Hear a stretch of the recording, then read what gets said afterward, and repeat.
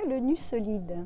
Pour deux raisons. La première, c'est que nous avons constaté que de plus en plus de personnes se plaignaient d'être mal, se sentir un peu perdu, un peu vide, avaient besoin de s'occuper l'esprit, de s'occuper les mains, d'être un peu dans une fuite en avant pour trouver une boussole. Et la deuxième raison, c'est que quand on approfondissait ce constat, revenait souvent la confiance en soi. De constats nous ont menés à 3 ans de recherche et développement pour construire un parcours pour être confiant en soi et non pas avoir confiance en soi. Parce que être confiant en soi, c'est se sentir confiant, c'est-à-dire se sentir bien en matière émotionnelle. Et la vie est vibrante, c'est de l'émotion. L'humain, c'est l'émotion. Pour qui le nu solide?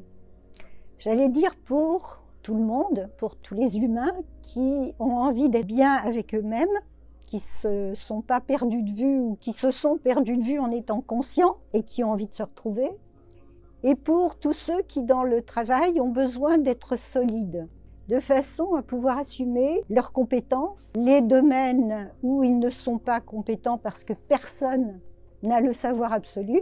Donc il faut aussi être capable de voir ses limites. Mais quand on n'est pas confiant en soi, on a du mal à accepter une remarque, un reproche, on devient susceptible, ce qui fait qu'au lieu d'évoluer, on tourne en rond. Et un beau jour, c'est dramatique. Pour comprendre le nu solide, il faut penser à un parcours de 50 situations que la personne va se créer pour, dans ces 50 situations, aborder, se lancer le défi de s'affranchir de ses peurs par rapport à chaque problème que chaque défi pose.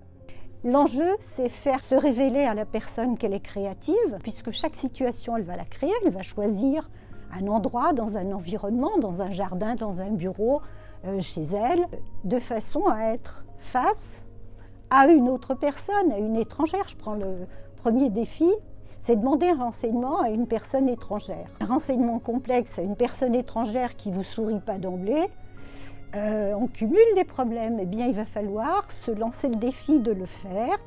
Non pas de le faire en disant très très vite et puis en passant à autre chose, parce que là, on ne joue pas tout à fait le jeu, mais en s'exprimant clairement, en essayant de sourire dans la rencontre et de transformer un peu cette rencontre. Donc c'est toute la dimension créativité que chacun d'entre nous a, n'utilise jamais, et ça permet aussi d'amener la personne, plutôt que de centrer son regard, son attention sur « je vais demander un renseignement », d'avoir un grand angle et de se dire « je suis dans une situation avec une personne étrangère, peut-être qu'elle est intéressante, même si elle est renfrognée, c'est un humain ». Humaniser son environnement pour être bien et produire du rayonnement, être bien.